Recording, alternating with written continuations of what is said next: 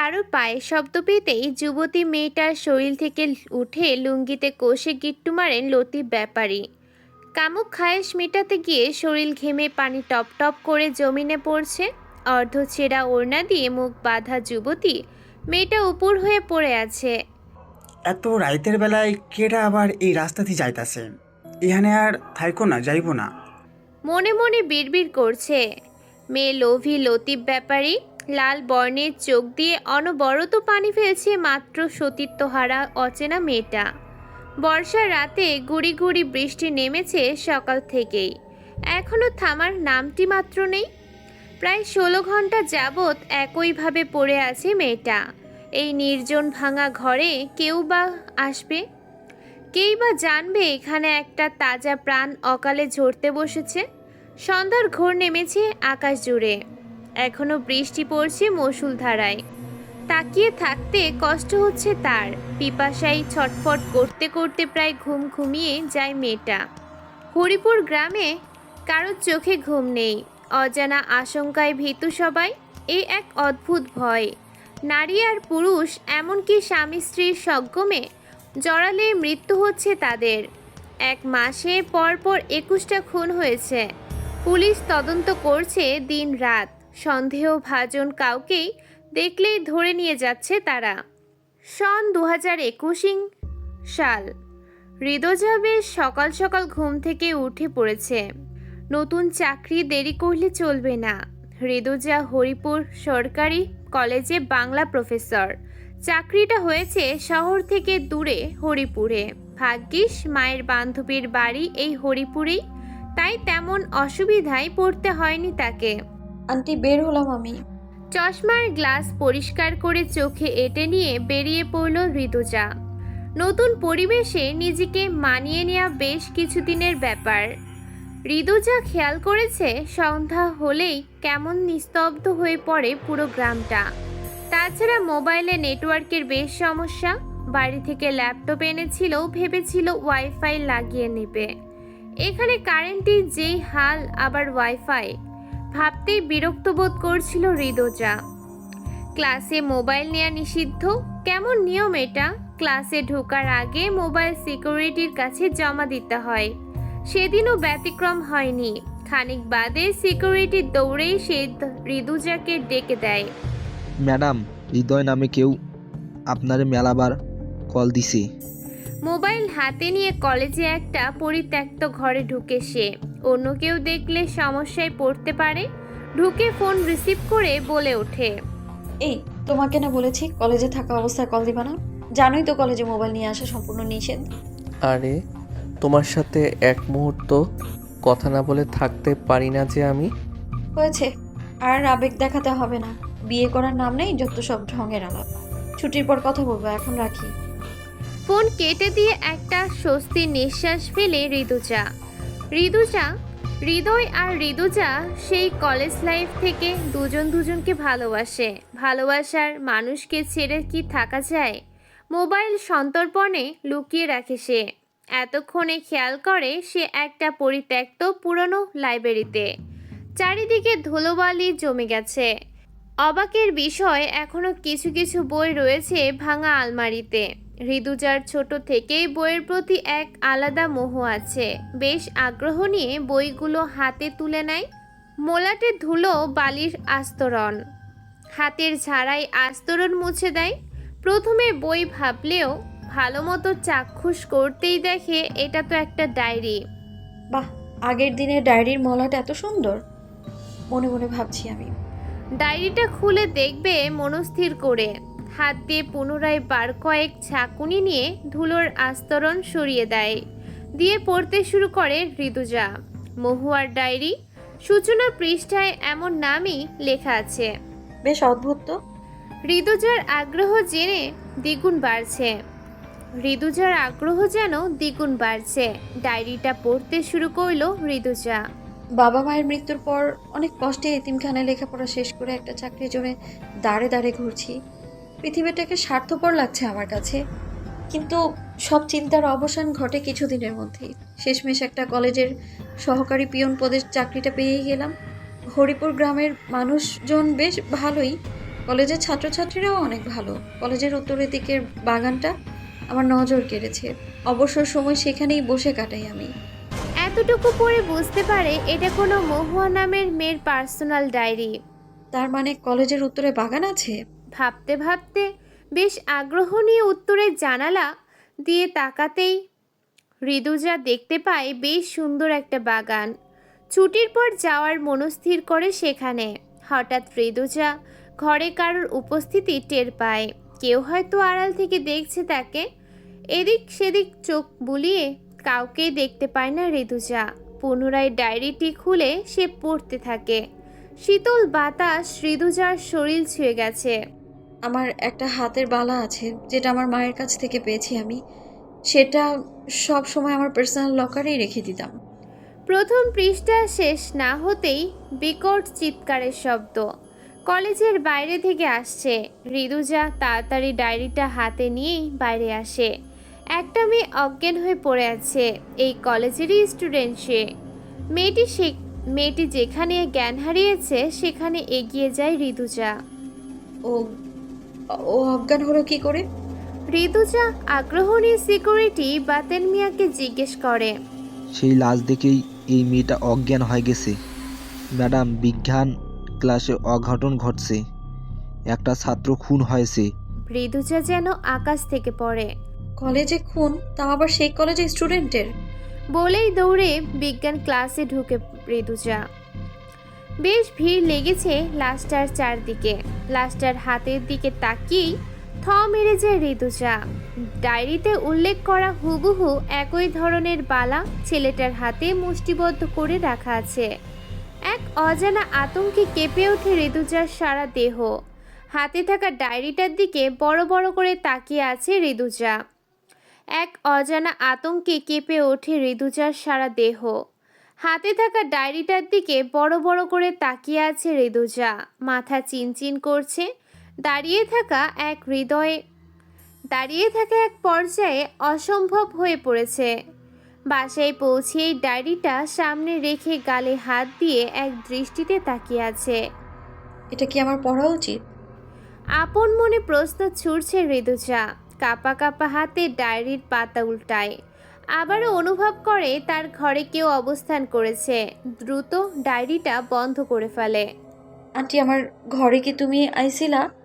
জোরে জোরে বলতে থাকে ঋতুজা।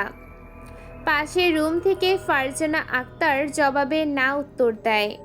ওই, আমি তো রান্না করে, আর আমি আর তুই ছাড়া তো এই বাড়িতে কেউ থাকার কথা নয় রিচ্চা, তুই তা ভালোভাবেই জানিস। ঋতুজার মায়ের বান্ধবী ফারজানা আক্তার বিধবা। খুব কম বয়সে স্বামী হারিয়েছেন। তারপর কেন জানি আর বিয়ে করেননি তিনি। ঋতুজা পুনরায় ডায়েরিটার দিকে তাকায়। হয়তো মনের ভুল, তাছাড়া আমি তো কাউকে দেখিনি। আমি হয়তো এই বিষয়ে বেশি ভাবছি, তাই এমন অদ্ভুত পরিস্থিতির সৃষ্টি হচ্ছে। বিড়বিড় করে বলতে বলতে ফোন হাতে নেয়। 20টা মিস কল হৃদয়ের নাম্বার থেকে। কল ব্যাক করতেই ওপাশ থেকে গর্জে ওঠে হৃদয়। এই তোমার বিবেক, কতবার কল দিয়েছি ধরনি কেন ফোন? আমার কত চিন্তা হচ্ছিল জানো তুমি? হাজারটা প্রশ্ন ছুড়তেই থাকে হৃদয়। একরাশ নীরবতা পালন করে স্বাভাবিক হয়ে ঋতুজা উত্তর দেয়। হৃদয়, জানো, আমার সাথে কিছু অদ্ভুত ঘটনা ঘটেছে। হৃদয় আগ্রহ নিয়ে জানতে চাইলে সব খুলে বলে ঋতুজা। ভুল স্বীকার করে হৃদয় অভয় দেয় ঋতুজাকে। রাতের খাবার শেষ করে বিছানায় শরীর হেলিয়ে দেয় ঋতুজা। সারাদিনের ক্লান্ত শরীর হেলিয়ে দিতেই চোখ বন্ধ হয়ে আসছে। আধো ঘুমের ঘোরে কারোর নাকি কান্নার আওয়াজে ঋতুজার ঘুম ভেঙে যায়। কে কে ওখানে? শব্দটা উঠান থেকে আসছে। ঋতুজার চিৎকারে থমকে গেছে কান্নার আওয়াজ। এতক্ষণ স্পষ্ট শুনছিল সে। বিছানা ছেড়ে উঠে লাইট জ্বালিয়ে দেয়। টেবিলে চোখ যেতেই দেখে ডায়েরিটার নিজে থেকেই পাতা উল্টে আছে। জানালা বন্ধ। বৃষ্টির দিন, তাই ফ্যানও চলছে না। তবে ডায়েরিটার পাতা উল্টে গেল কি করে? নানান আশঙ্কায় হৃদস্পন্দন বেড়ে চলেছে ক্রমশ। ধীর পায়ে এগিয়ে গিয়ে টেবিলে রাখা ডায়েরি হাতে তুলে নেয়। ডায়েরিটার দিকে এক পলক তাকিয়েই ভয়ে চুপসে যায় ঋতুজা। সাদা পৃষ্ঠায় রক্তের ছিটে। আতঙ্কের ডায়েরিটা হাতে থেকে ফ্লোরে পড়ে যায়। কিছু লেখা আছে ডায়েরিতে। ঋতুজা পুনরায় ডায়েরিটা হাতে তুলে নেয়। বেশ স্পষ্ট লেখাগুলো। ঋতুজা কাঁপা কাঁপা গলায় বলে, আমার জীবনে কোনো ছেলে আসবে বরাবরই এটা ভাবনার বাইরে ছিল। তবে হঠাৎ কারো দেখা পেলাম। হরিপুর গ্রামের আরিফ মাস্টার। লোকটা সাদাসিধে, একটু লাজুক, তবে বড্ড মায়াবী তার মুখের হাসি। সেদিনই পরিচয় হয়েছে তার সাথে। হরিপুর প্রাথমিক বিদ্যালয়ের শিক্ষক তিনি। প্রায় দিনই দেখা হয় রাস্তায়। মেঠো পথ দিয়ে সাইকেল চালিয়ে স্কুলে যান তিনি। সেদিন প্রচণ্ড বৃষ্টি নেমেছে। বাড়ি থেকে ছাতা আনতেও ভুলে গিয়েছিলাম। বারান্দায় বসে বসে বৃষ্টি থামার অপেক্ষা করছিলাম।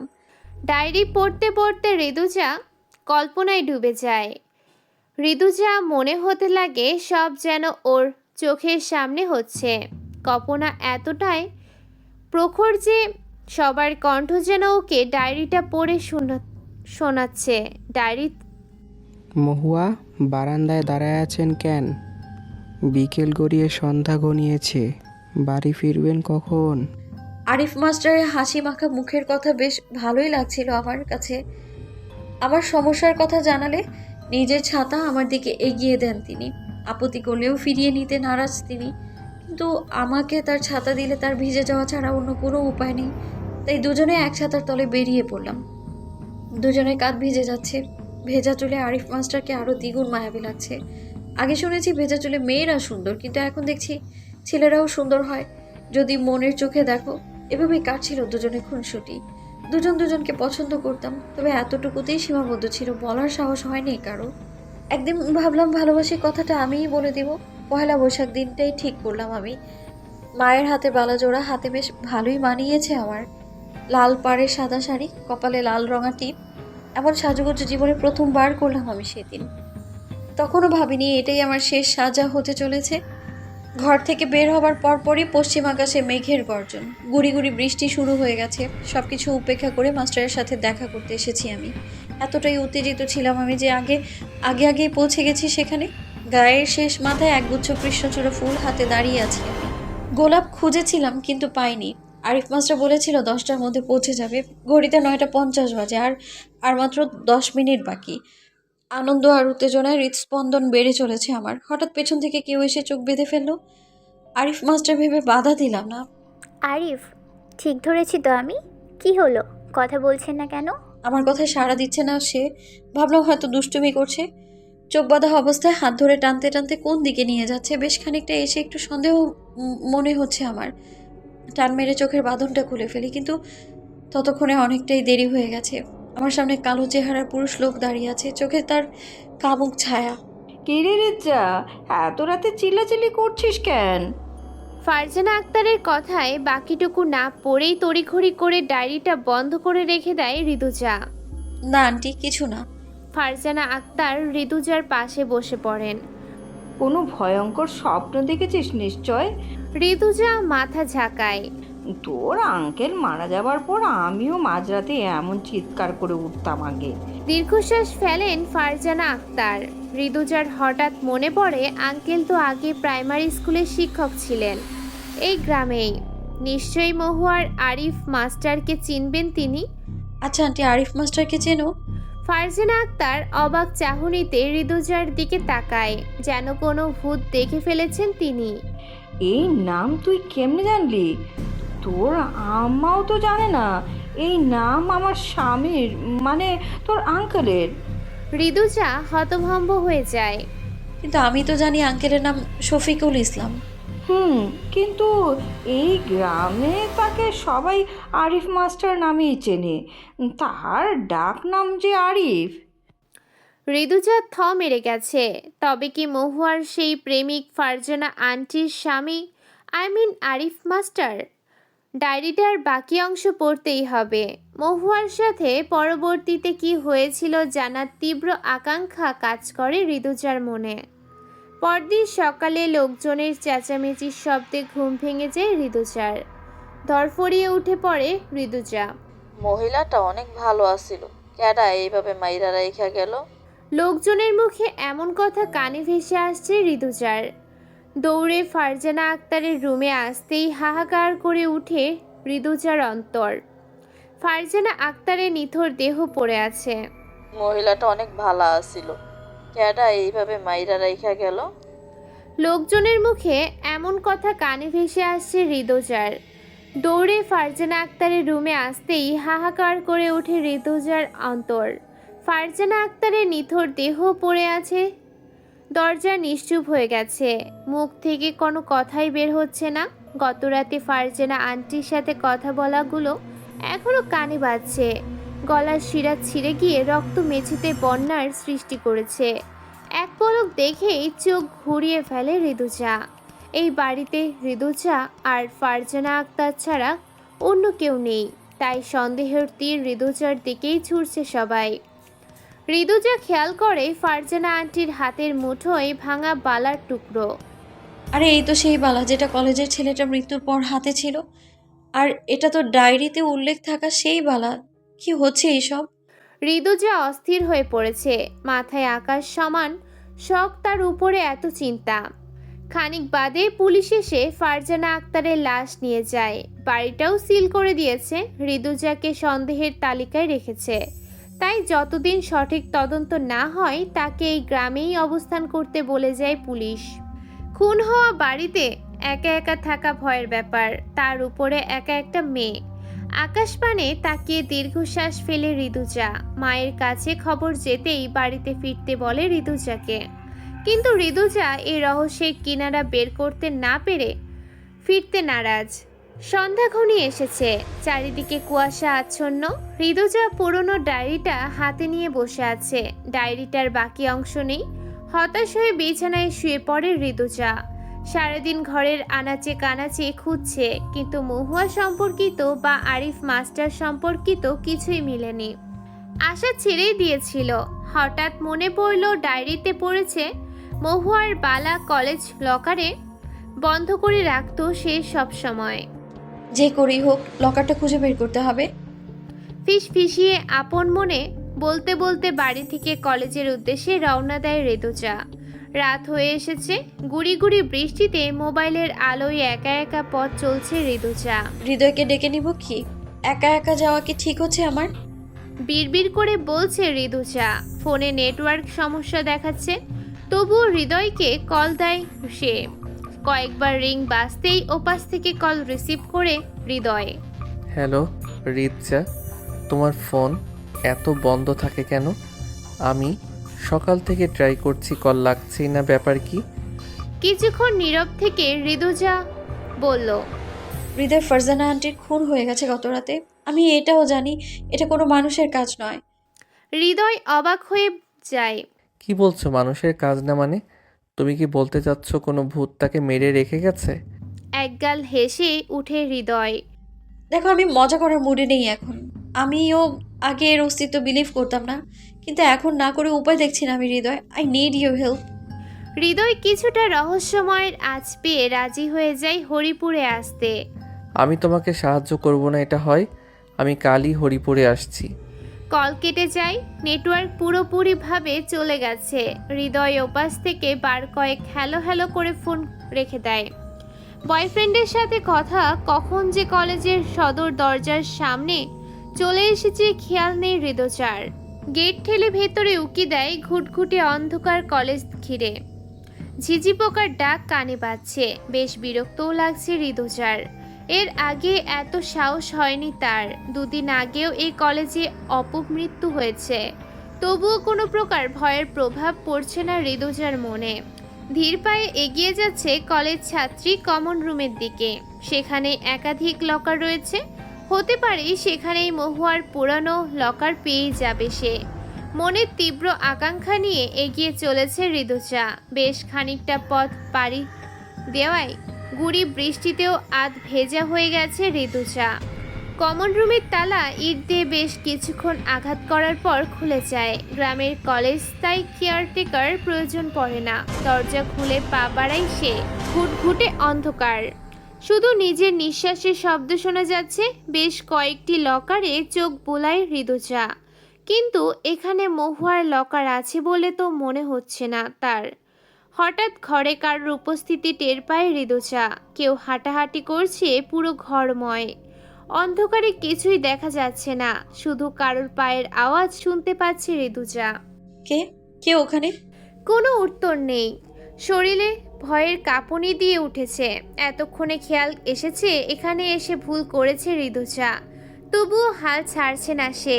কিছু জোরে পড়ার শব্দে ঘুরে তাকায় ঋতুজা।